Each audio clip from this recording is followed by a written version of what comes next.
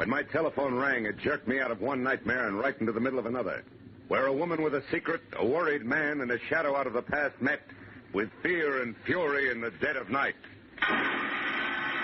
From the pen of Raymond Chandler, outstanding author of crime fiction, comes his most famous character as CBS presents The Adventures of Phillip Marlow.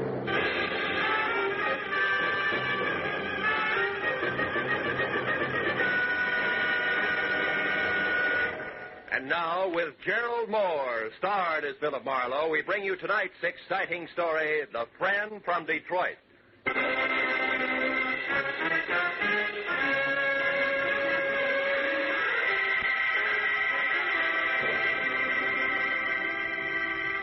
was a wood nymph dressed in nothing but a veil of dewdrops. She was pirouetting from one huge bluebell to another on gossamer wings. And with every turn, she smiled and came closer. But just as I reached out for a hand, something happened. The bluebells changed into old tomato cans and started to ring. A bandy-legged little man with a jackhammer went to work on my head. I fell over a cliff, and just before I landed on a red-hot pile of broken Scotch bottles... Oh, I woke up. But the jackhammer didn't stop. I switched on the light and looked at my watch. It was 1 in the a.m., and the phone on my bed table was screaming for an answer. Hello? Marlowe, this is Dave. Betty's gone. She's in trouble. You got to help me, Marlowe. You got to come over to my apartment Wait a minute. Who is this? Dave Pryor. I run the coffee joint in the corner. You know me. Yeah, sure, Dave. I don't know. What's the matter? My wife, Betty, she's gone. You got to help me. Dave, it's 1 o'clock in the morning. I'm in bed. Besides, you know I don't monkey with family quarrels. It's not like that, Phil. Believe me, I'm scared for her. Phil, please, come over to the apartment. 2000 Beechwood right away. It's a matter of life. Okay, I'll be there in 10 minutes.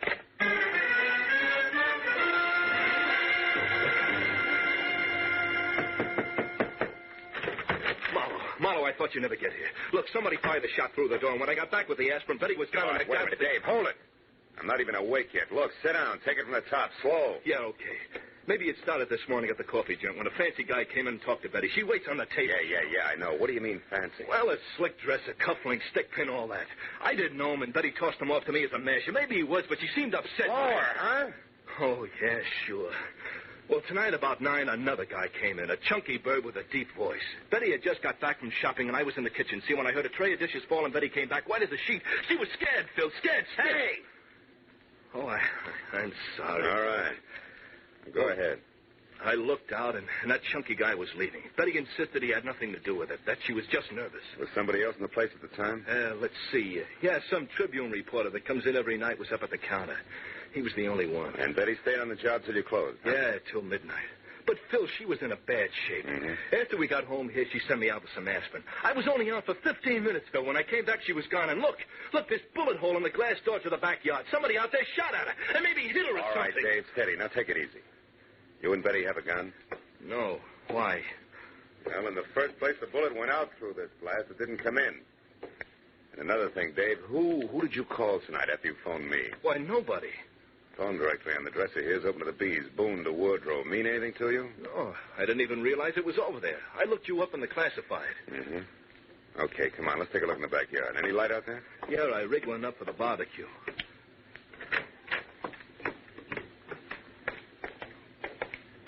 Look, Marlowe, Dave, take it easy. Now, we'll straighten this out, believe me. Let's see.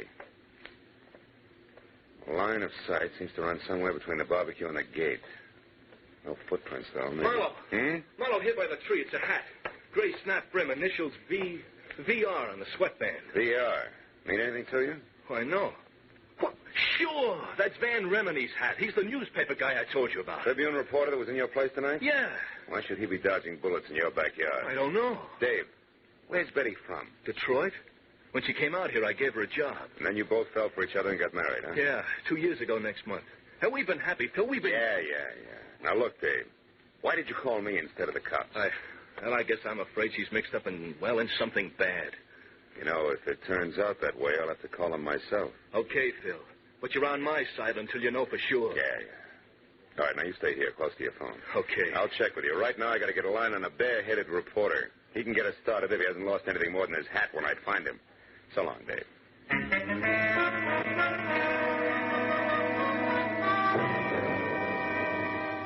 reporter's hat, 2 strangers, and a bullet hole somehow added up to the fast fate of a hard-working kid named Betty, whose husband's only claim to fame was selling the best cup of coffee in town.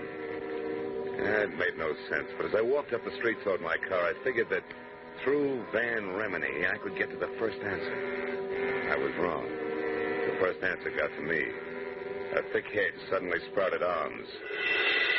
One jerked me around while the other held the cold throat of a .45 against my throat. Your car registration tag says your name is Phillip Marlow. No kidding. How do you suppose that happened? But it doesn't mention your racket. Shamus, maybe? Could be. And you? I'm a tourist. Oh, sure. Just out to see the sights. That's it. One in particular. $25,000 that belongs to me. I don't want any interference from you or that square inside there. You mean Dave Pryor? I mean Dave Pryor.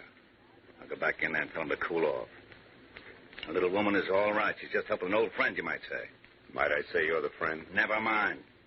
Unless Mr. Jitters in there kicks up a fuss, everything will be fine. Betty knows what she's doing. She's got a lot of talent for it. Too much to waste slinging hash. And remember what I said, Marlowe. Lay off. I'll remember more than that about you, Foghorn. Just remember to count 10 before you move, boy. Well, there's no point in trying to outsmart a .45. And with 3 steps, Foghorn vanished in the night. Also gone was a big chunk of my respect for a doll named Betty Pryor and a taste in old friends. Just so I wasn't jumping to conclusions, I went to my car and drove down to Hollywood Boulevard.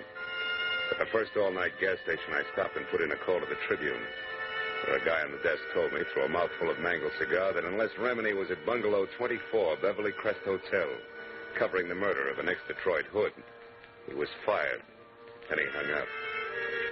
But the one word Detroit made the call a jackpot, so I headed for the hotel on the double. It was pink and Spanish and squatted in a grove of well-behaved palm trees at the edge of a domesticated jungle, which gave the illusion of privacy to a string of bungalows that weren't. But number 24 had all the privacy of a glass-faced cutaway beehive when I pulled up in the middle of 2 squad cars and an ambulance and went inside. Sprawled on the floor in front of a desk was a very well-dressed Exhibit A. Complete with cufflinks and stickpin and presiding as usual was Detective Lieutenant Ibarra, who didn't see me until I walked up beside him. What are you doing here, Marlowe? I can smell blood clear across town. What's the story, Ibarra? The name is Spec Willard, a gambler from Detroit, retired out here to California a few years back to play horses and women. He was shot to death at about 8 o'clock tonight by a person or persons unknown. Another gang job? No, I don't think so. Looks more like armed robbery that got out of hand. How so? We found a currency wrapper from a local bank that read $25,000 in an open drawer in the bedroom.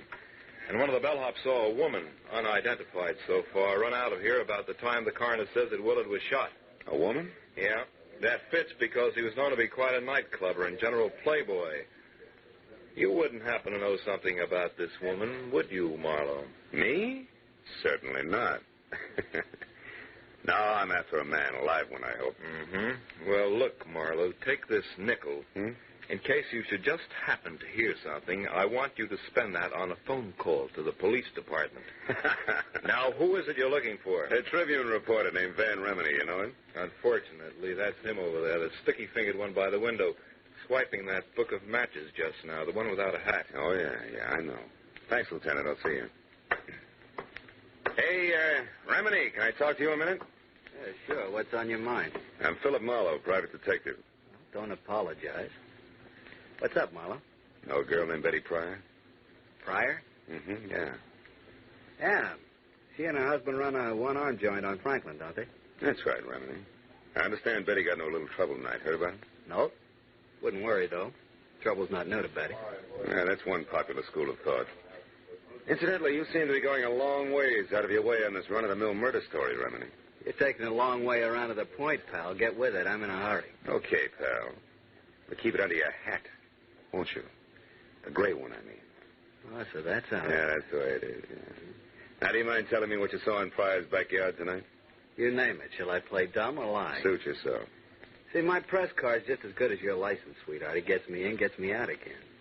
In my dodge, that's called reporting. Remini, I'll squeeze the truth out of you eventually.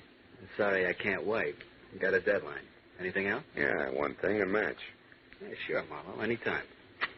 Thanks. And, Remini. Yeah? Don't hang on too long, huh? Liable to singe your pinkies. The reporter blew out the match and looked at me steadily for a moment. And his lips shaped a word I ignored. Then he walked away. I had seen enough of the book of matches he'd stolen to know it was in the Star-Kissed Room, a glossy, glass-roofed dine, dance, and drink emporium near Arthur Murray's studio on Wilshire Boulevard. So I made like I was in for the night and watched Remini leave. All the way to his car, he kept looking back over his shoulder as if he expected to be followed. I waited till he was out of sight, and then I headed for Wilshire in the Star-Kissed Room. But when I got there, it was closed. Remini's car wasn't in the neighborhood, and the only thing that kept the trip from being a total loss was a spotlighted picture. 10 feet square of a sultry, svelte chanteuse labeled Carla Borden.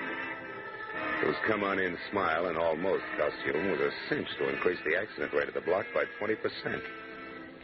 But then I took another look at her name and got back to business. It started with a B, as in phone book, opened to Boone and Bordeaux. I found a directory, got it open to Boone and Bordeaux, and halfway down the page was Borden, Carla, 2840 North Lucerne. It took 10 minutes to get there and 2 more to find out that she had an apartment, number 17, at the end of the first floor hall. The door was open, and I started for it, but got back close to the elevator when a woman came out and ran down the corridor toward me. It was Betty Fryer. Hold it, Betty. Whoa! What? Marlowe, what are you... Never mind the stall, Betty. I've been in a long time. Why, I don't know what you're talking about. Now, look, you left a pretty worried guy at home. Dave, did he send you after me? That's right. Why can't you fools leave me alone? Why does he have to be so stupid? Hey, you've got a few ideas mixed up, kid. Oh, sure, I'm wrong. I'm the one who's all mixed up. Let go of Not me. You... until I've got a couple of things straight. Now, what happened? Did life in a hamburger stand get a little stale? Yes, you two-bit snoop. Okay. Dave thinks you're in trouble, I think you're in trouble, and I think somebody waved a few bills at you and you lost your grip. Why? And you're in so deep now you can't get out, and it's no more than you deserve. Now, come on. We're going right back down the hall to Carla's apartment. We're going to have a little chat, just the three of us. No, I won't. Come on. Take your hands off, Marlowe. Stand still. Well, my 2 chums, the foghorn and its .45 caliber equalizer. Easy does it. You were lucky the first time. Well, Betty, did you get it? No, something went wrong. Something terrible went... Shut up. Marlowe isn't thief. We'll talk after he's out of the way. All right, you. Get in that elevator, chum. And we'll wait right here to see you leave. Come on. That .45 makes you awful brave, chum. This way we don't offend a lady by being uncouth. You get a chance to go up in the world. Just put your finger on the button. Now, wait a minute. Come on. All right. Now, all you have to do is push.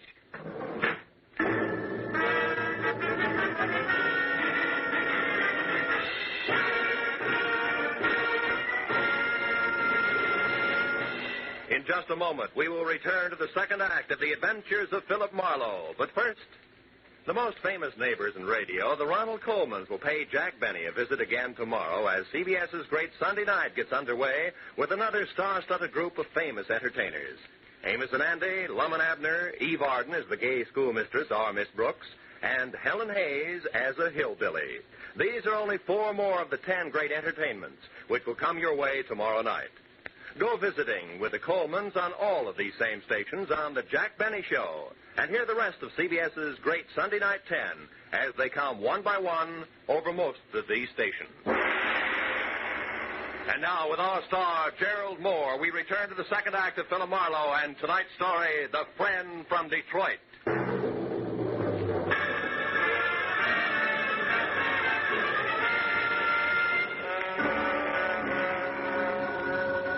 My cage on cables was 10 exasperating seconds getting to the next floor.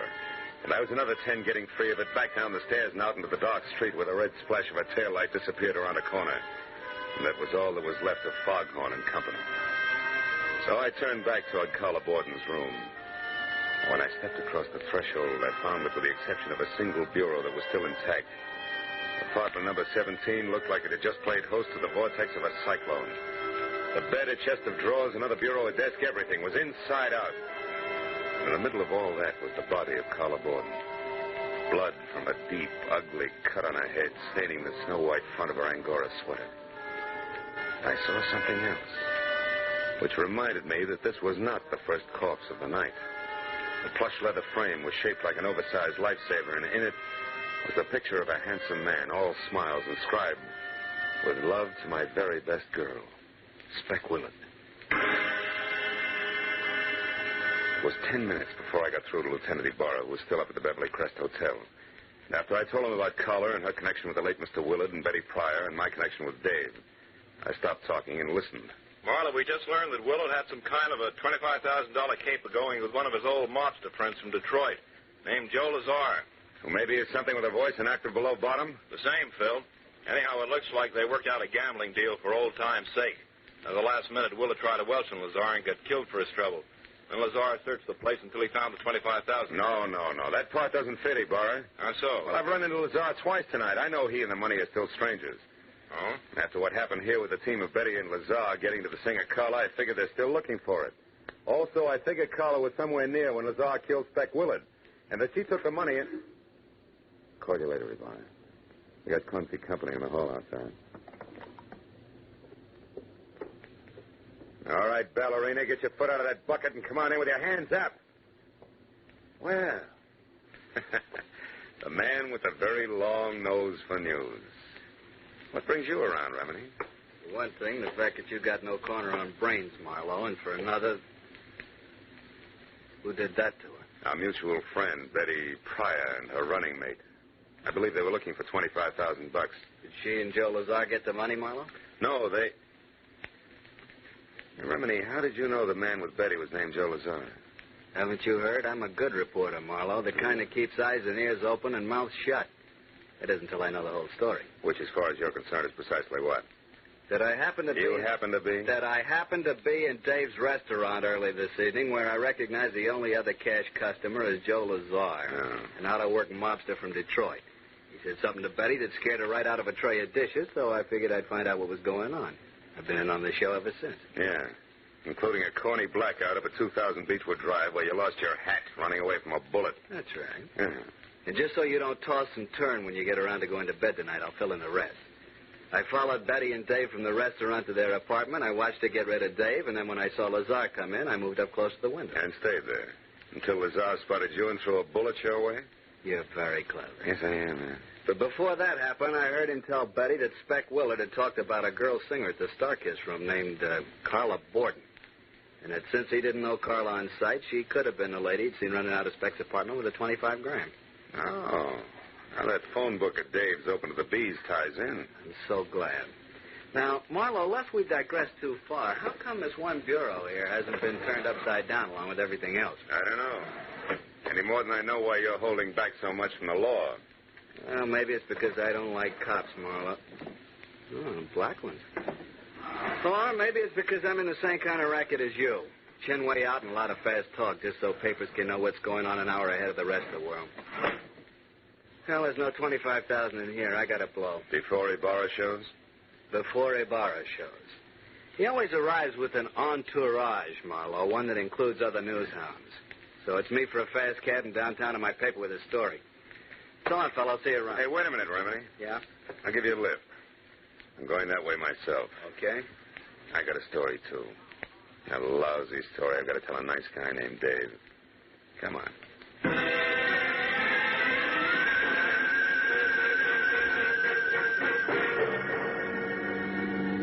All the time we drove, Remini half-faced me and smoked one cigarette after another while he rattled on about Joe Lazar.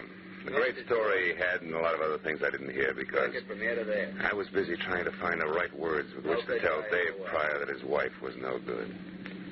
So when we were about halfway to Beechwood Drive and Remini, who was pushing close to his deadline, decided to get out and phone his story in from a drugstore, I was glad. So on, Marlowe. A second after that, I knew I was kidding myself. Because even with just silence for company, I was still no place with the right words.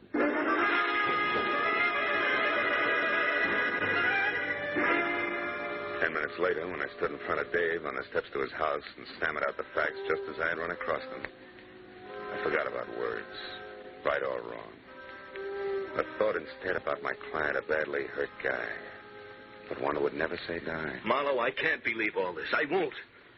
Tell me, where's Betty now? I don't know, Dave. Now, look, maybe we ought to head for police headquarters because sooner or later we're each going to have a story to tell Lieutenant Ibarra. Come on, my car's over here. Okay, Phil. I guess that's the only thing to do, all right. Yeah, I guess so. Here. Better have a cigarette, Dave. Oh, thanks. Kid, we'll try to make this as painless as we... As we what, Marlowe? What is it? Hmm? Well, what are you staring at? Front seat. But I don't see anything, Phil. What is it? What are you Shut up, staring Dave. Shut up. Give me a minute, will you? Yeah. Yeah, sure. Come on, Dave. Pile in. But why, Marlowe? Where are we going? Doc, it's room to play a long shot. Slapped my foot down hard on the accelerator and kept it that way right through a string of I didn't care what color traffic lights until 5 minutes later when we screeched to a stop, away from the side entrance to the Starkiss room. I left Dave in the front seat, piled out fast, and ran a dozen yards to an abrupt halt. At the sight of something that turned the long shot I was playing into an odds-on favorite. It was the stage entrance door, open a couple of inches, and in front of that, and unconscious on the hard sidewalk where it had fallen, was the clad in blue form of a private patrolman, his pistol holster conspicuously empty.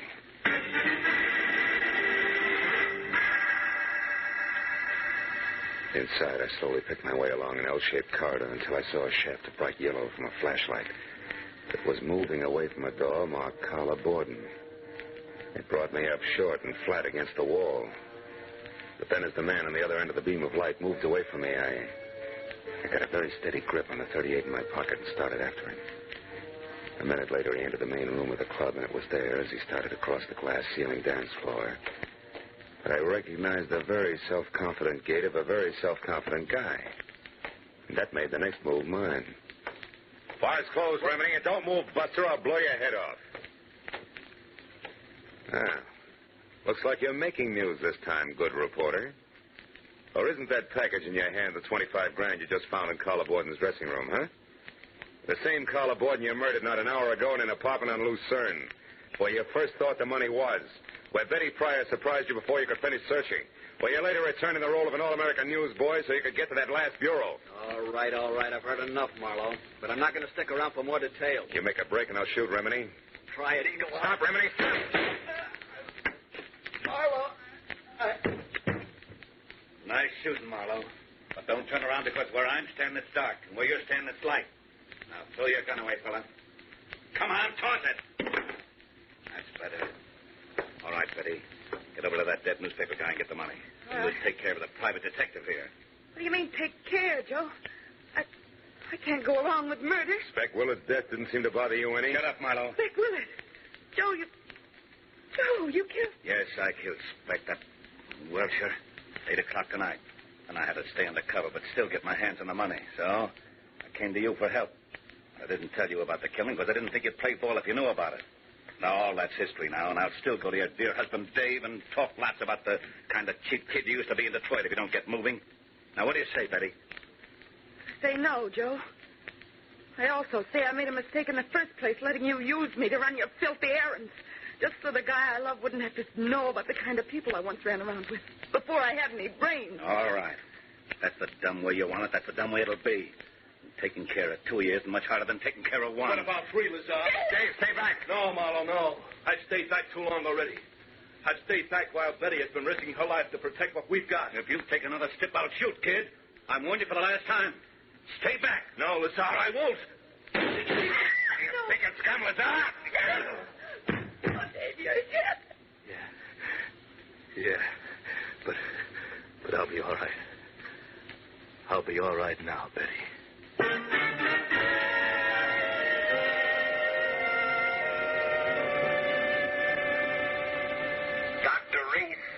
Dr. Reese, please report to surgery. Well, Mrs. Pryor, Dr. Reese, Marlowe, the please doctor says report Dave's to going to be surgery. fine in a couple of days. Yeah. Caught one on the shoulder, the other on the hip. He certainly had courage, didn't he? Yeah, and you did all right, too, Betty. Mixing in this whole mess just to keep the home fires burning. Tell me, whatever made you think that a guy like Dave wouldn't understand that you turned over a new leaf? Well, Dr. Reese wanted in I surgery. don't know, Phil. I guess I wasn't very smart. No, you weren't, Mrs. Pryor, but you're lucky because Marlowe here was. And that brings me around to a loose end, Phil. How did you know that Remini was your man? Know that? Because of something I saw in the upholstery of the front seat of my car, Ibarra. Tufts of snow-white Angora, which was the kind of sweater that Carla Borden had on when she was murdered after they struggled. And since you didn't touch the body yourself, they couldn't have come from your suit. No. And Remini was the only other one who had been in my car. So I figured that the Angora fuzz had gone from Carla's sweater to Remini's suit to my upholstery. All of which means that Remini must have been in Carla's room before I got there as well as after. See? And then once I thought back about his getting out of my car to phone his story in, I realized that when I dropped him near a drugstore, he had also been near the Star-Kissed room. Yes. That's exactly where he'd headed. Mm-hmm. You see, Phil, Joe and I followed both of you from Carla Borden's place because, well, after Joe put you in that elevator and we ran, Joe said we had to return and wait for Remini, who was sure to come back and finish his search. And the whole business because Lazar, after he had murdered Speck Willard, was afraid to publicly go after Carla Borden. And the money he felt was his. Yes. He knew about me and Dave because Speck Willard accidentally dropped into our place this morning. Correction, baby. What? Yesterday morning. Oh. It's now 9 a.m. Oh. And a good time to call quits, huh? Good night, kids.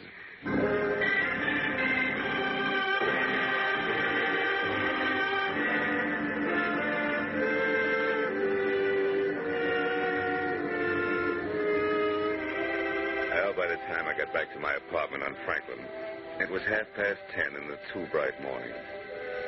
I was sporting sandpaper eyelids and a knot in the small of my back that felt like a wet dish rag.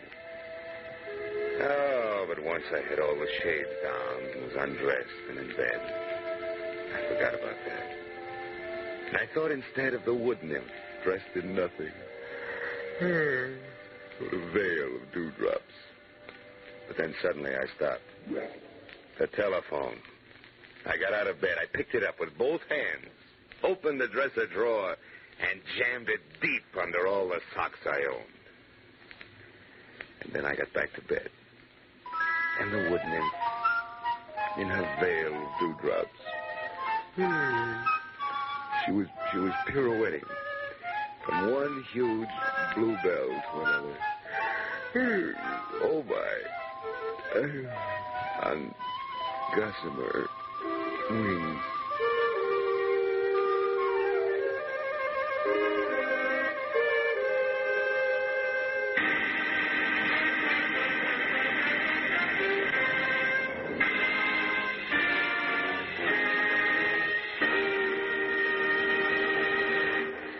The Adventures of Phillip Marlow, created by Raymond Chandler, stars Gerald Moore, and is produced and directed by Norman McDonald.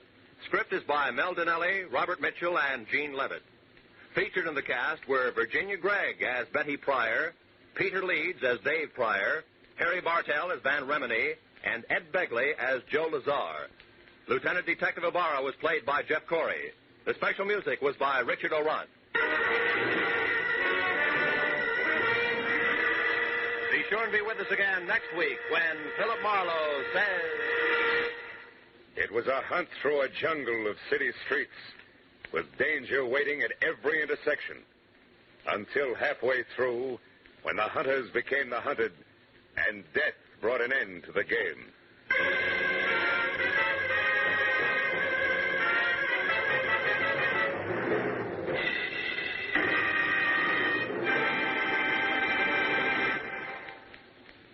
The Colemans visiting Jack Benny, plus Amos and Andy, Eve Arden, and Helen Hayes as a hillbilly. Yes, that earlier announcement about CBS programs tomorrow night sounded great, didn't it?